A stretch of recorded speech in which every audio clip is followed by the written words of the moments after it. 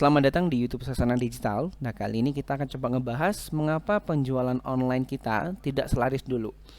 Pernah nggak sih bahwa rekan-rekan memiliki produk yang sangat winning, sangat laku dahulu, yang dimana produk itu bahkan mengcover 80% penjualan dari toko Anda.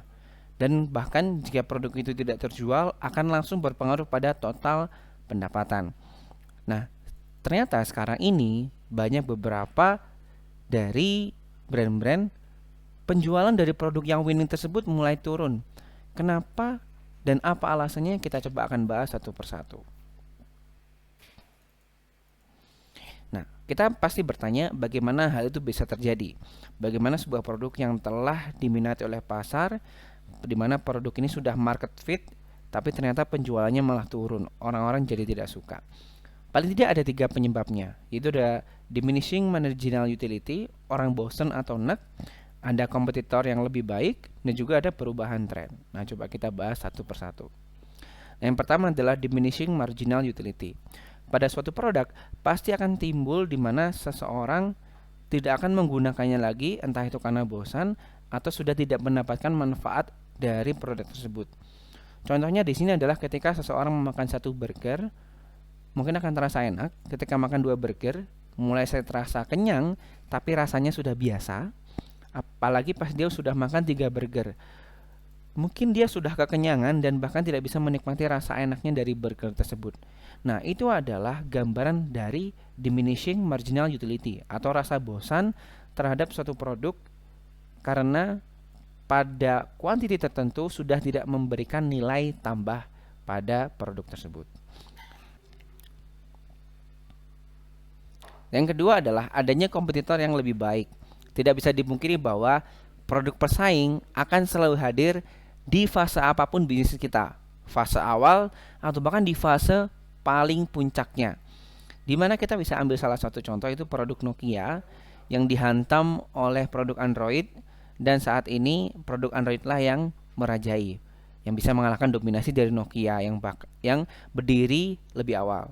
Atau contoh di Indonesia seperti dominasi dari taksi Bluebird yang dikalahkan oleh beberapa ojek online atau transportasi online yang memang lebih mudah dan lebih murah.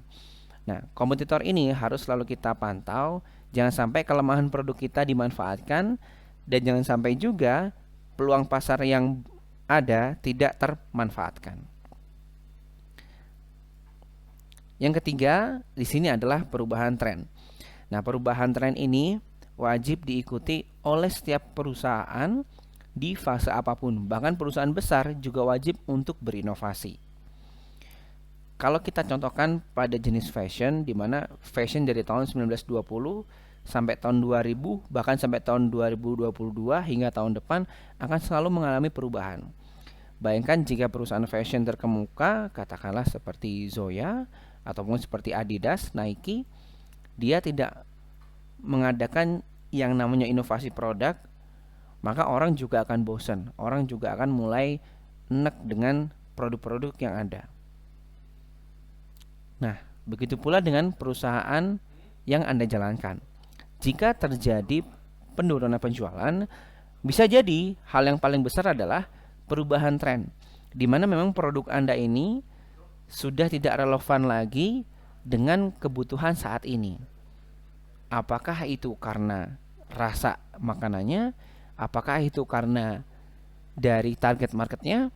Apakah itu karena produk Anda tidak menggunakan influencer-influencer atau tidak menggunakan digital marketing yang tepat? Karena tren tidak selalu tentang barang. Bisa juga tren adalah bagaimana cara kita memanfaatkan channel yang ada. Contohnya, kalau kita melakukan iklan produk di radio dan melakukan iklan produk di sosial media, besar kemungkinan orang akan lebih tahu jika kita iklan di sosial media, karena tren sumber informasi saat ini adalah sosial media. Tapi radio pun juga potensial untuk produk-produk tertentu pada kalangan masyarakat tertentu, sehingga perlu dicek lagi perubahan trennya, mulai dari tren lifestyle, tren fashion, tren makanan, bahkan sampai tren bagaimana seseorang itu berkomunikasi dengan yang lainnya. Seperti itu. Nah, untuk memahami hal tersebut, kita perlu mengenal yang namanya produk life cycle atau daur hidup sebuah produk.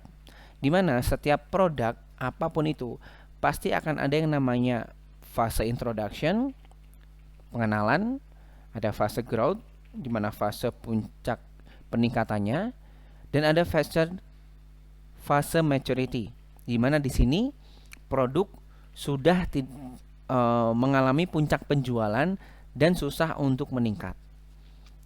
Lalu setiap produk juga akan ada fase decline. Nah, di sini sebagai perusahaan kita harus mengakali di mana kita tidak boleh terjebak di fase maturity terlalu nyaman sehingga kita hanya tinggal menunggu decline. Kita perlu yang namanya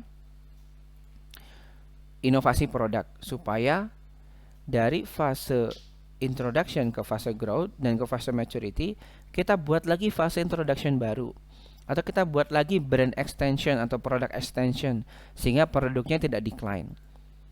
Contohnya seperti apa? Kita ambil contoh simpelnya adalah handphone. Di mana handphone dari waktu ke waktu selalu ada pembaruan. Baik itu dari besaran megapiksel kameranya atau konektivitas 4G ke 5G, bahkan ke hal yang paling simpel yaitu bahan pembuatan dari HP tersebut. Ada yang menggunakan polikarbonat, ada yang menggunakan metal, ada yang menggunakan kaca. Hal itu semua dilakukan untuk memperbarui dari segi produknya. Inovasi produk tidak selalu tentang fungsi utama, bisa juga fungsi pelengkap. Bahkan juga di beberapa merek, pada beberapa seri cenderung sama. Perbedaannya adalah hanya pada desain. Dari mulai kamera 1 menjadi kamera 2, kamera 2 menjadi kamera 4. Nah, hal itu semata-mata dilakukan untuk tetap berada pada fase growth dan maturity, menghindari fase decline. Nah, itu pun juga harus dilakukan oleh perusahaan Anda, di mana inovasi produk ini harus dilakukan. Ingat, inovasi produk tidak selalu pada fungsinya, bisa juga pada pelengkapnya. Bahkan kita juga bisa menggunakan inovasi ini pada bagaimana cara kita melakukan marketing. Misal, contoh di sini.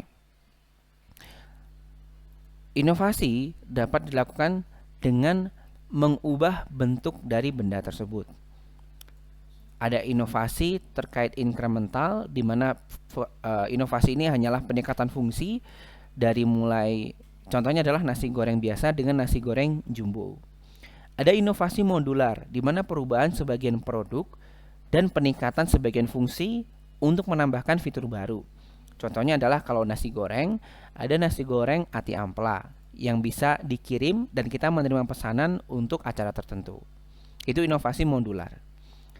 Ada juga inovasi radikal, di mana inovasi ini perubahannya menyeluruh lebih dari 50%, menciptakan nilai yang berbeda dan nilai yang lebih tinggi. Contohnya di sini adalah nasi goreng selimut, di mana nasi goreng ini diselimuti oleh telur dan dia seperti di dalam martabak.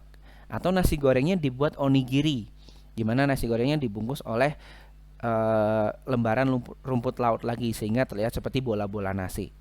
Nah, dua produk ini dan produk sebelumnya memiliki harga yang berbeda karena inovasinya pun berbeda. Padahal mungkin saja rasa dan fungsi sama, yaitu rasa nasi goreng dan juga mengenyangkan saat kita lapar. Kelihatan kan? Peningkatan penjualan ini harus diiringi dengan inovasi. Nah, tadi saya juga bilang terkait inovasi bagaimana cara kita melakukan pemasaran. Kalau tentang inovasi pemasaran, mudah banget. Kita tinggal mengenalkan lagi produk kita ke channel-channel lainnya.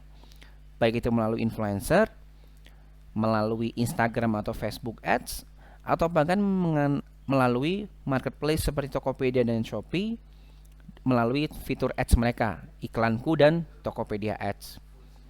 Memang apakah itu berhasil? Apakah itu memiliki potensi untuk peningkatan penjualan? Nah, kalau kita kembali sejenak di slide yang ini, di sini mungkin agak blur ya di sini, tapi saya ambilkan salah satu contoh, salah satu dashboard di mana kalau kita berhasil meningkatkan total pengunjung, ya kan, total pengunjung itu yang oranye di sini. Nah, kita juga akan mengalami yang namanya peningkatan penjualan. Buktinya adalah ketika pengunjung turun, penjualan turun. Ketika pengunjung mulai naik, perlahan penjualan juga mulai meningkat. Di sini lagi, ketika pengunjung mulai turun jumlahnya, ya penjualan akan turun dan mengikuti seperti garis lurus atau berbanding lurus. Maka, jika Anda memiliki produk, penjualannya turun, bisa di-boost dulu dengan melakukan promosi digital marketing. Tambahkan trafficnya, tambahkan total pengunjungnya. Kita tambahkan lagi channel-channel pemasaran kita. Sehingga semakin banyak orang tahu dan produk kita tetap kembali ke tren masyarakat. Nah, tentu setiap bisnis memiliki cara promosi digital marketing yang berbeda. Nah, untuk itu, jika ada pertanyaan atau ingin diskusi, bisa langsung ke website kami www.sasanadigital.com atau klik kolom komentarnya, ada box. Nah, situ ketikkan pertanyaan Anda, nanti kita akan coba balas satu per satu. Oke? Kalau Bapak Ibu rekan-rekan suka dengan video ini, jangan lupa like dan jangan lupa subscribe supaya dapat info-info terbaru terkait YouTube Sasana Digital yang akan kita update seminggu sekali. Sekian dari kami, sampai bertemu di video selanjutnya.